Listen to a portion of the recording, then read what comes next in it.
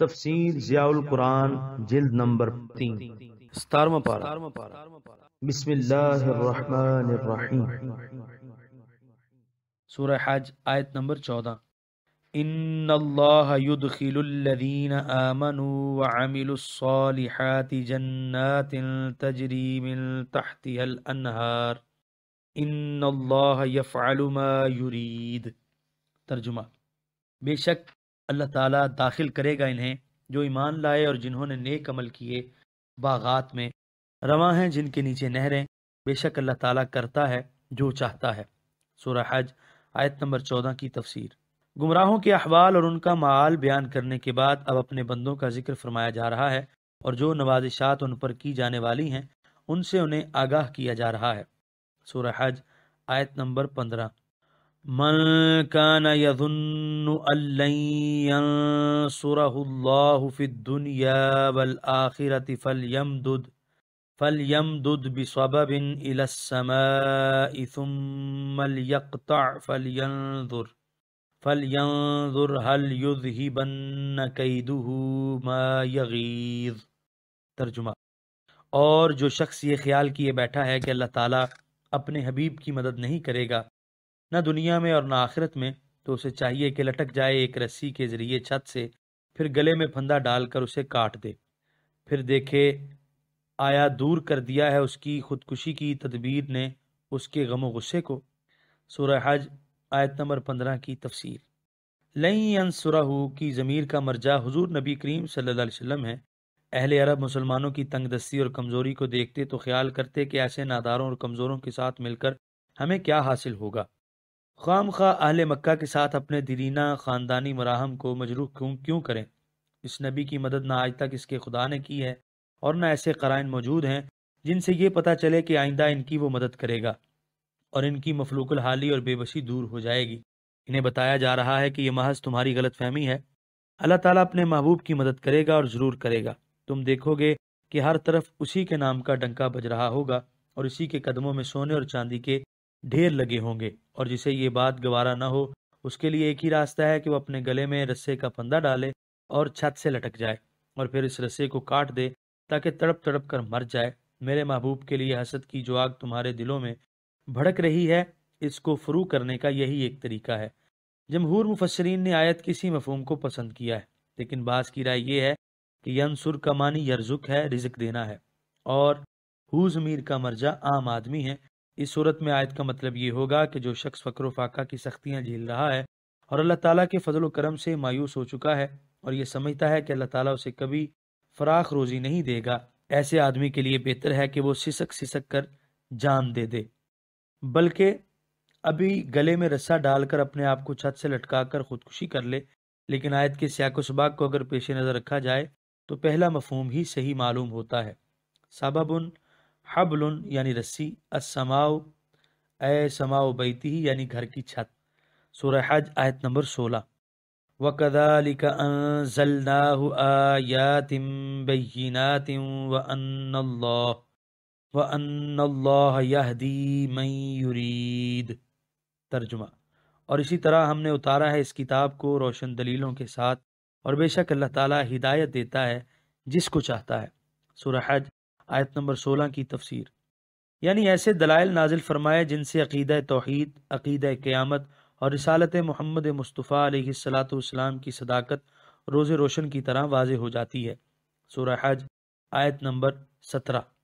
ان الذین آمنوا والذین ہادوا والصابئین والنصارى والمجوس والذین اشرکوا ان اللہ یفصل بینہم یوم القیامہ ان اللہ علی کل شیء شہید۔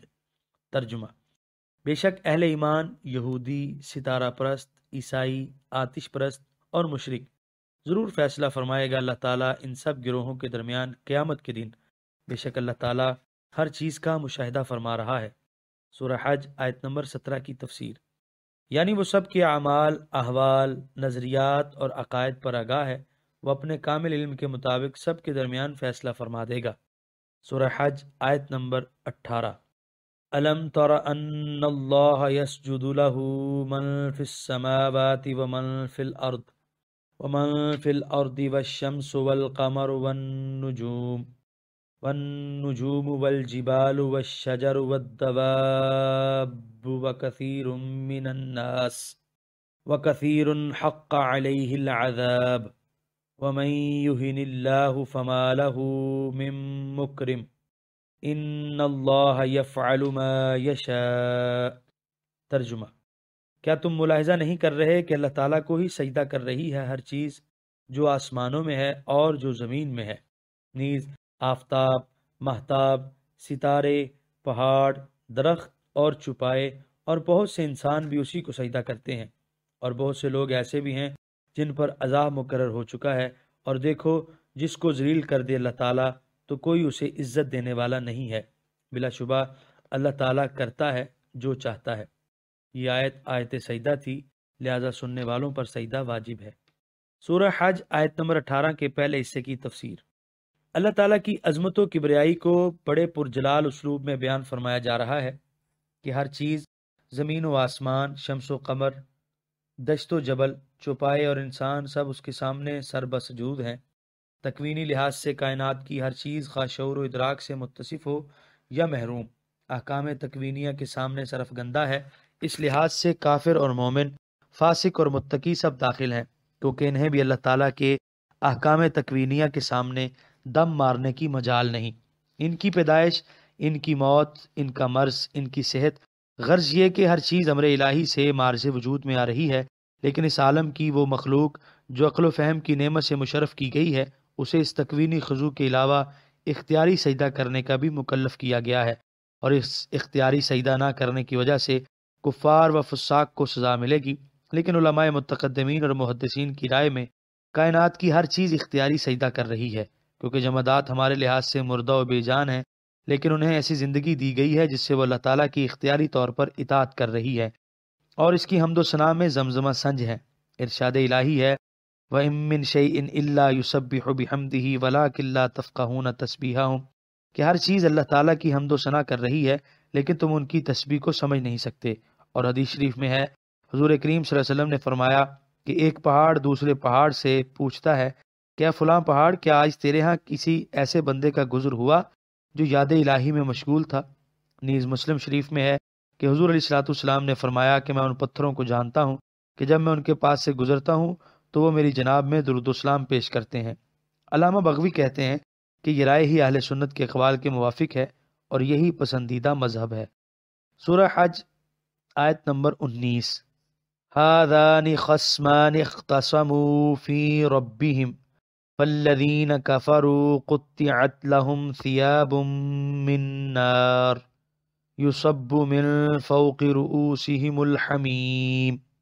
ترجمہ: یہ دو فریق ہیں جو جھگڑ رہے ہیں اپنے رب کے بارے میں، تو وہ لوگ جنہوں نے کفر اختیار کیا تیار کر دیے گئے ہیں ان کے لیے کپڑے آتش جہنم سے، انڈیلا جائے گا ان کے سروں پر کھولتا ہوا پانی۔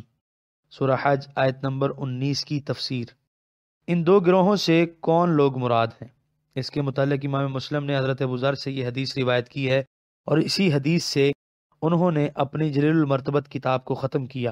قیس بن عباد کہتے ہیں کہ میں نے حضرت ابو ذر کو قسم اٹھا کر یہ کہتے سنا کہ یہ آیت ان لوگوں کے بارے میں نازل ہوئی ہے جنہوں نے میدان بدر میں ایک دوسرے کو دعوت مبارزت دی۔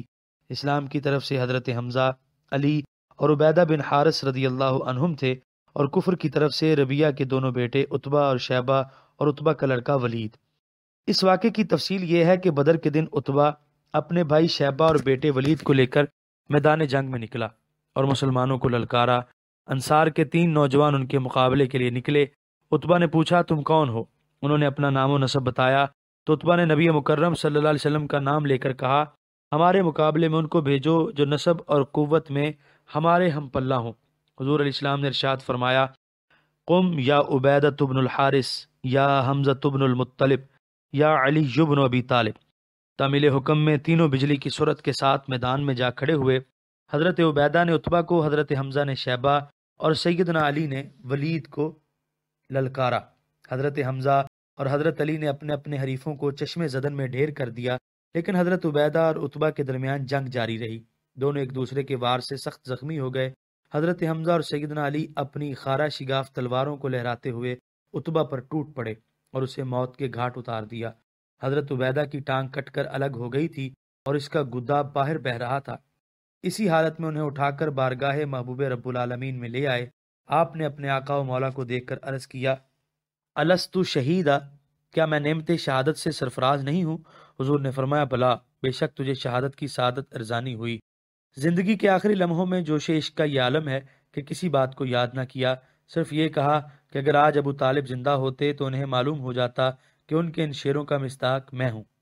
اللہ تعالیٰ کے گھر کی قسم، اے مشرکین، تم جھوٹ کہتے ہو کہ حضور صلی اللہ علیہ وسلم کو یوں ہی مغلوب کر لیا جائے گا، اور ہم حضور کی طرف سے تمہارے ساتھ جنگ نہیں کریں گے۔ ہم اسی وقت حضور کو تمہارے حوالے کر سکتے ہیں جبکہ ہماری لاشیں حضور کے ارد گرد گری پڑی ہوں اور ہم اپنے فرزند و زن سے غافل ہو گئے ہوں۔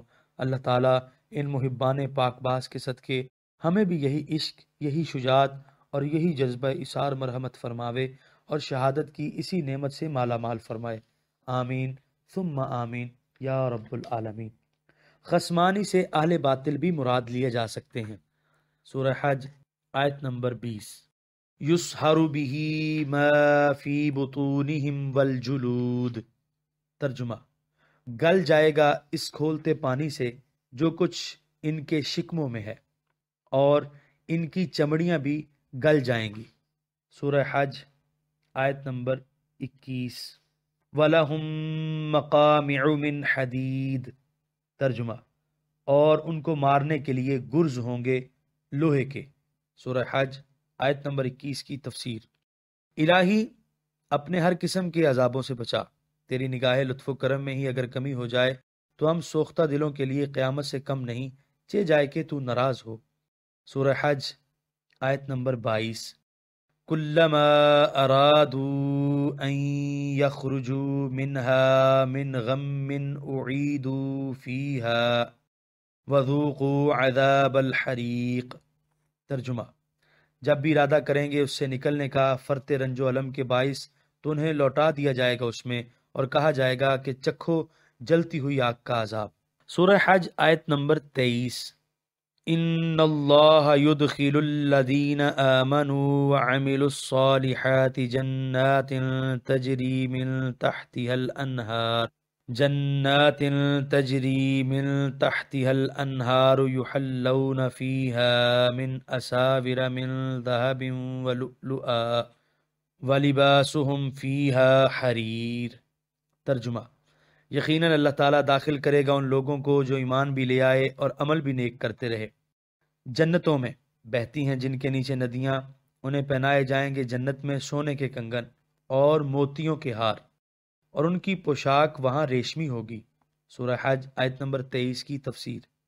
اب اپنے مقبولوں پر اپنے احسانات خسروانہ کا بیان ہو رہا ہے۔ سورہ حج آیت نمبر 24۔ وَهُدُوا إِلَى الطَّيِّبِ مِنَ الْقَوْلِ وَهُدُوا إِلَى صِرَاطِ الْحَمِيدِ، ترجمہ، اور ان کی رہنمائی کی گئی تھی پاکیزہ قول کی طرف، اور دکھایا گیا تھا انہیں راستہ اللہ تعالیٰ کا جو تعریف کیا گیا ہے۔ سورہ حج آیت نمبر 24 کی تفسیر۔ ان عنایات بے غایات کی وجہ بیان فرمائی جا رہی ہے کہ دنیا میں اللہ تعالیٰ نے پاکیزہ قول کی طرف اپنے بندوں کی رہنمائی فرمائی اور انہیں اس راستے پر گامزن ہونے کی توفیق بخشی جو سیدھا اس خداوند عالم کی طرف لے جاتا ہے جو ہر قسم کی تعریف اور ستائش کا حقدار ہے۔ سورہ حج آیت نمبر 25۔ ان الذين كفروا ويصدون عن سبيل الله والمسجد الحرام الذي جعلناه للناس سواء العاكف فيه والباد ومن يرد فيه بإلحاد بظلم نذقه من عذاب أليم، ترجمہ، بے شک وہ لوگ جنہوں نے کفر اختیار کیا اور دوسروں کو روکتے ہیں اللہ تعالیٰ کی راہ سے اور مسجد حرام سے جسے ہم نے بلا امتیاز سب لوگوں کے لیے مرکز ہدایت بنایا ہے، یکساں ہیں اس میں وہاں کے رہنے والے اور پردیسی، اور جو ارادہ کرے اس میں زیادتی کا ناحق تو ہم اسے چکھائیں گے دردناک عذاب۔ سورہ حج آیت نمبر 25 کی پہلے حصے کی تفسیر۔ اب پھر مشرکین و کفار کی کارستانیوں کی طرف اشارہ کیا جا رہا ہے کہ وہ بدبخت خود تو گمراہ تھے، لیکن وہ یہ بھی برداشت نہیں کر سکتے کہ کوئی اور اس دین حق کو قبول کرے۔ اسلام کی شاہراہ پر ایک رکاوٹ بن کر کھڑے ہو گئے ہیں۔ جو خوشی سے اس راہ پر چلنا چاہے اسے بھی سختی سے روک دیتے ہیں۔ سورہ حج آیت نمبر 25 کے دوسرے حصے کی تفسیر۔ اور مسجد حرام سے، مسجد حرام اللہ تعالیٰ کا گھر ہے، اس پر کسی کی اجارہ داری نہیں۔ اللہ تعالیٰ کا ہر بندہ بے روک ٹوک وہاں اپنے خداوند کریم کی یاد، اس کا ذکر اور اس کی عبادت کر سکتا ہے۔ کسی کو یہ حق نہیں پہنچتا کہ وہ حج اور عمرہ کرنے کی غرض سے آنے والوں کو روکے، طواف کرنے اور دیگر مناسک ادا کرنے میں مزاحمت کرے۔ یہ اس خدا کا گھر ہے جو رب المشرقین والمغربین ہے۔ اس کے دروازے جس طرح مکہ کے رہنے والوں کے لیے کھلے ہیں، اسی طرح دنیا کے ہر گوشے سے آنے والوں کے لیے بھی کشادہ ہیں۔ یہاں مکی اور غریب الدیار مسافر میں کوئی امتیاز نہیں، سب کے حقوق یہاں یکساں ہیں۔ گویا عالم اسلامی کے ہر خطے میں رہنے والے کو یہاں شہری حقوق حاصل ہیں۔ عاکف ان کا معنی ہے مقیم اور بادن کا معنی ہے پردیسی، جنگل اور صحرا سے آنے والا۔ اس آیت سے اکثر علماء اسلام نے یہ مسئلہ اخذ کیا ہے کہ حرم مکہ، اس کی زمین اور اس پر بنے ہوئے مکانات سب وقف کے حکم میں ہیں، نہ انہیں کوئی بیچ سکتا ہے اور نہ ان کا کرایہ وصول کر سکتا ہے۔ اس مسئلے پر یہاں تفصیل سے بحث نہیں کی جا سکتی۔ جو لوگ اس کی تفصیل جاننا چاہتے ہیں وہ کتب فقہ اور تفسیر کی طرف رجوع کریں۔ سورہ حج آیت نمبر 25 کے بقیہ حصے کی تفسیر۔ اور جو ارادہ کرے اس میں زیادتی کا ناحق، گناہ ہر جگہ معیوب ہے اور ظلم و شرک ہر جگہ کبیح ہے، لیکن حرم کعبہ میں معیوب ترین اور کبیح ترین ہے۔ وہاں اگر کوئی اس کا ارتکاب کرے گا تو وہ زیادہ سزا کا مستحق ہے۔ یہاں پر 17ویں پارے کا 10واں رکوع مکمل ہوا۔ آپ دیکھ رہے ہیں PATF Islamic info YouTube channel. مزید اسلامک ویڈیوز کے لیے ہمارا چینل سبسکرائب کریں۔ قرآن کریم کے مفہوم کو واضح کرنے کی یہ فقیرانہ کوشش اگر آپ کو اچھی لگی ہو اور آپ ہماری حوصلہ افزائی کرنا چاہیں تو اس ویڈیو کو شیئر کر دیجئے، کیونکہ تبلیغ دین فرض ہے۔ ہم نے اپنے حصے کا چراغ روشن کیا، دعا ہے کہ آپ بھی اپنے حصے کا کریں۔